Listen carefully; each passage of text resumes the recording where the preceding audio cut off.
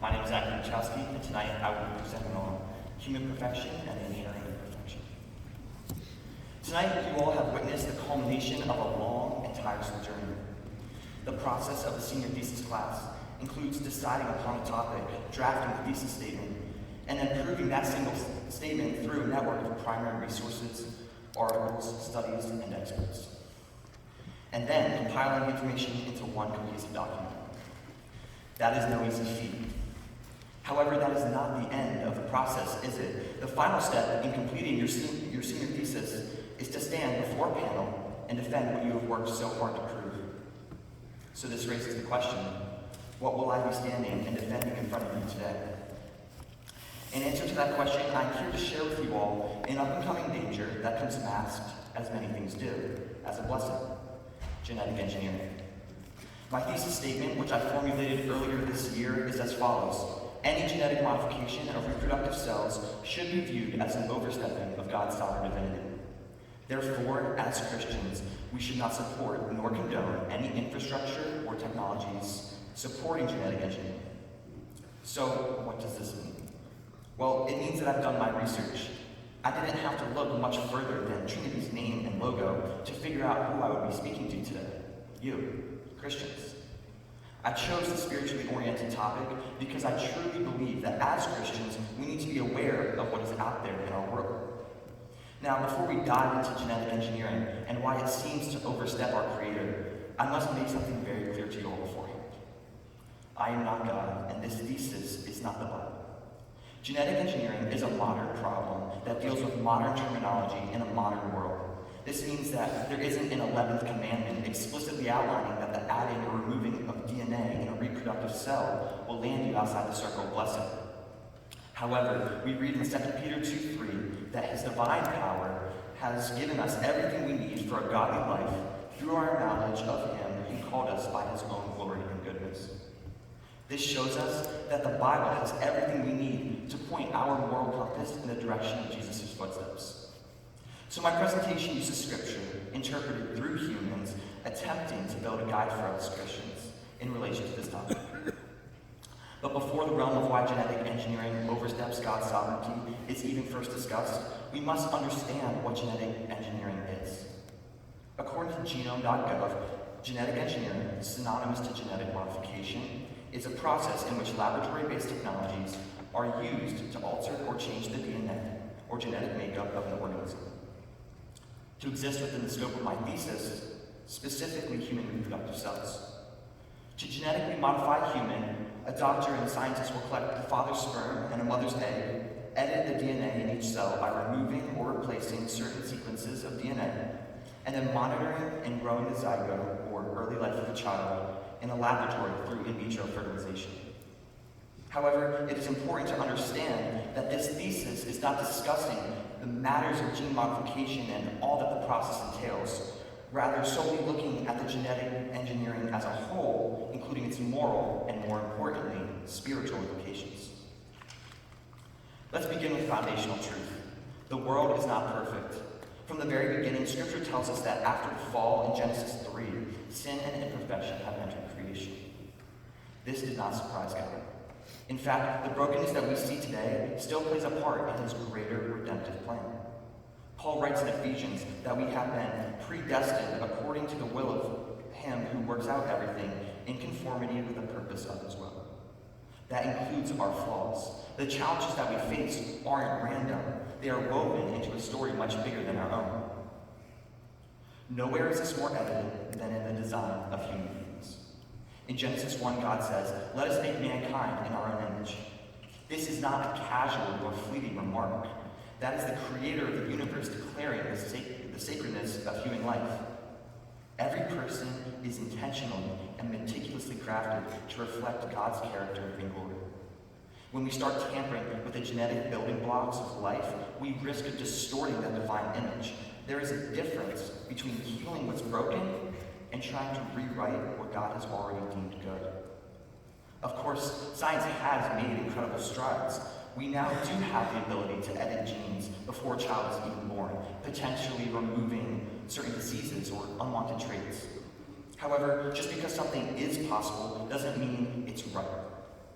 In Deuteronomy, God says, I put to death and I bring to life. That kind of power belongs to him alone. The more we push the limits of what we can do, the more we risk stepping into territory that was never ours to control. One of the clearest examples of this overreach is in the area of eugenics. Now, this term, eugenics, may sound science-based, but at its core, it is a dangerous ideology that seeks to define who is worthy of life based on genetic traits. Eugenics can define life by a variety of categories, including genetic purity and even physical characteristics.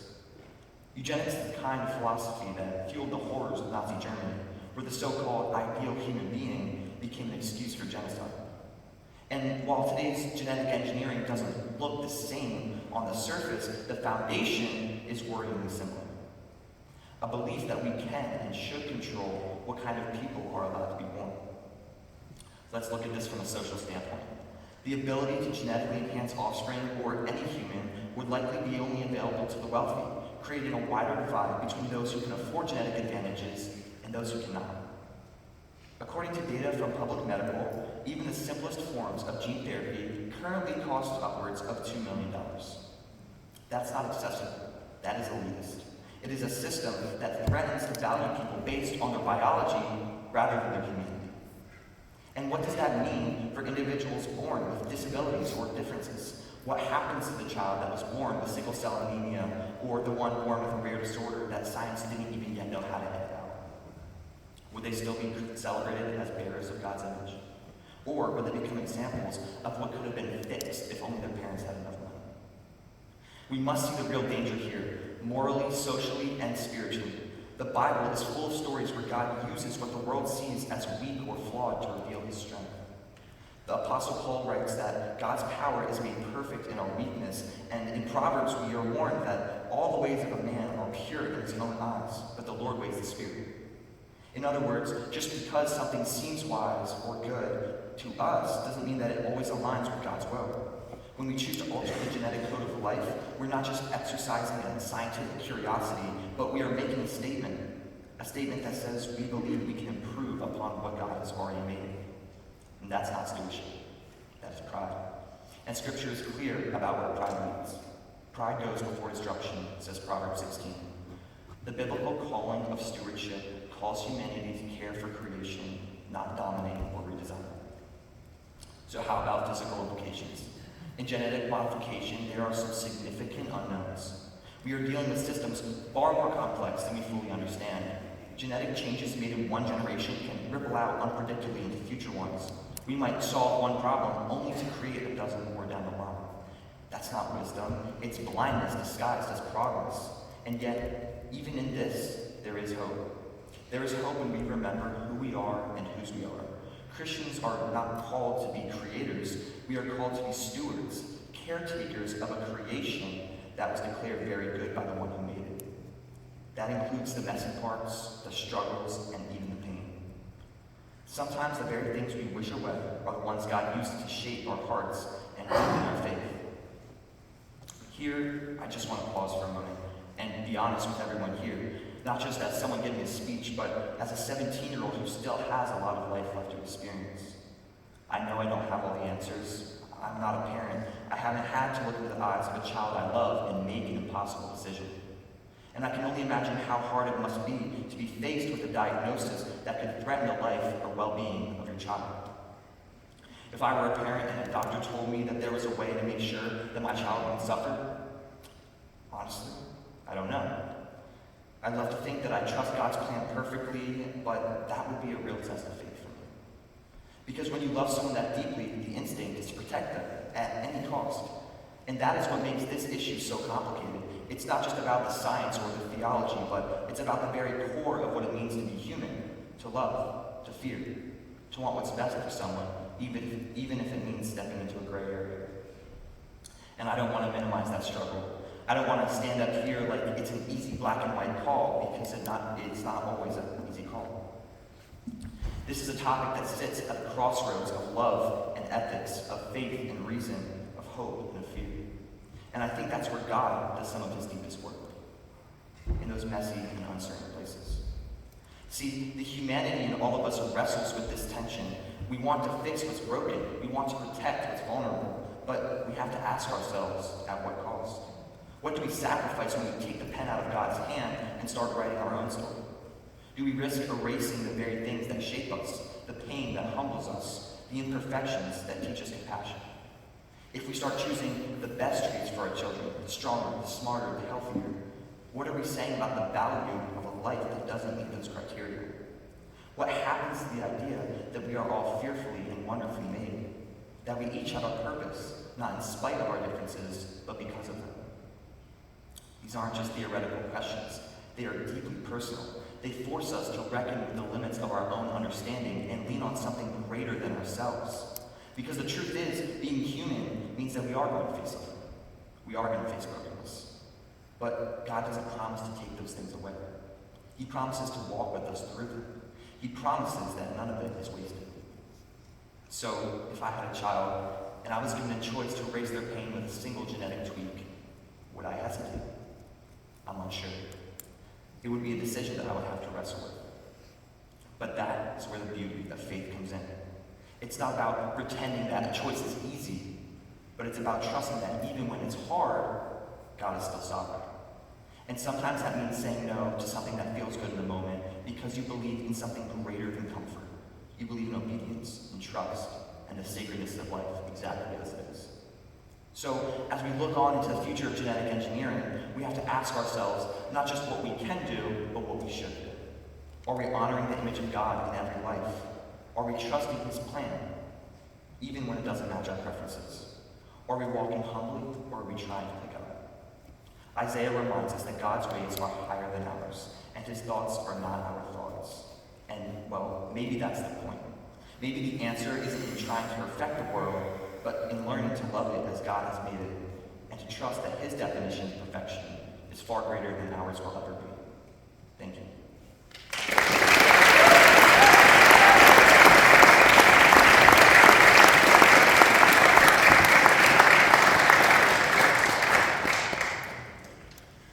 Zachary, great job. Thank you for your work in this. So one clarifying question maybe. You seem to be using the term reproductive cell pretty technically in the sense, as you went through your research paper. Are you limiting the scope of your thesis and argument to prior to life being conceived and genetic engineering that would have implications to future generations? For instance, take a 60-year-old person with a terminal illness and genetic engineering that can help genetic therapy. Is that outside the scope of your thesis? Yes, genetic therapy in and of itself is outside the scope of my thesis. Okay. In reference to the first part of your question, I determined that I would be focusing mainly on reproductive cells because, as far as I'm aware, the most accessible technology is of reproductive cells, and I thought it would just allow me to just limit the scale of what I am talking about. I do think that this topic can apply beyond that. However, that is the scope of my thesis. Helpful, thank you. Go in a different direction. If you were to look at the best in a counter or opposing argument, right, to play devil's advocate, what argument from the other side holds the most water, or is the hardest for you to answer? But even so, you've come to your conclusion, and how would you defend against it? I know I read something in the thesis paper that maybe didn't come out tonight, but just what's the hardest one for you to hurdle from the other side? I'm not sure if I know which one specifically from my paper you were referencing, but I think probably one of the hardest arguments against my thesis is just the fact that as Christians we are called to compassion, and we are called to serve those around us, and seemingly that would imply even preconceived life. And it seems that genetic engineering would be a perfect solution to that.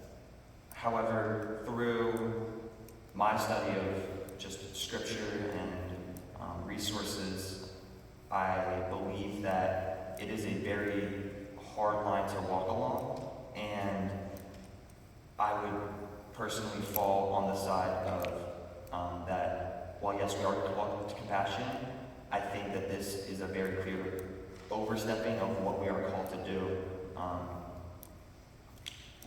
And it pretty much breaks into the area of what God is called to do.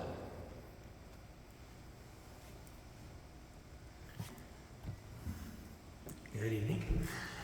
So, beginning, you've kind of said over and over, overstepping our Creator. That is synonymous with sin, right? You're saying it's a sin?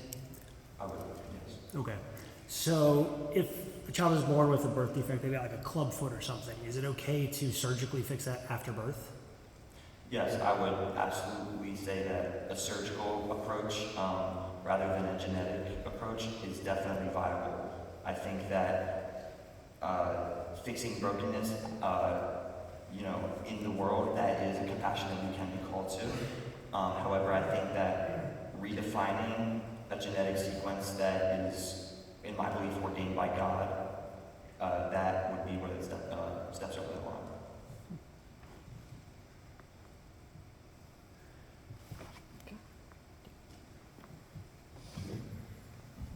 Good job, Zach. So I understand the biblical background and everything you wrote here, but generally the demographic that would make use of these types of modifications might not always have the same theological stance as you. Absolutely. In your research, is there any other reasons or something that could speak to beyond the church for this? Yes, absolutely. And I do touch on it a little bit in my speech here, but I think the two main reasons are just unpredictability.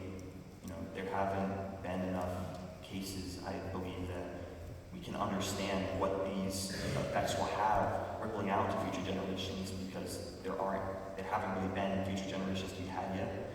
In terms of this technology, another area that I would say is just the social divide that I did talk about earlier with the cost. I believe that through medical technologies being so expensive, it could create just a social divide between the wealthy and the poor, even more than it already is today. And that would be that the wealthy have perfect genetics or close to perfect genetics, and the poor who cannot afford that, or the lower class, would suffer because of it and be just undermined. So with that, this difference between social structures, normally the early adopter ends up paying more. The person who buys it first, when it very first comes out, the person who gets it when it's untested has to pay more for it. And then it becomes more ubiquitous, it becomes more available, and it gets cheaper and gets more available. So should we not advance the science? Should we not let the rich people pay for it? Do the research, make it become available to everyone by growing the field, just because there's going to be some inequality for a time? Or should we potentially learn about it and be able to use it effectively? Yeah, so I think coming from maybe someone who's not, raised Christian or Christian at all, I think that sounds like an excellent idea. I think that growing a technology that it will be used to save our offspring and, protect our lineage, I think by all terms, it's a great idea. However, when we bring God to the subject, and based on the premises outlined in my thesis, I believe that as Christians, we should not support or condone it. However, from a more secular standpoint, the technology is pretty viable, and it, for someone who doesn't believe in a creator and believes that they are God and that they are the creator, I don't have anything against that. Thank you. Good job. Good job.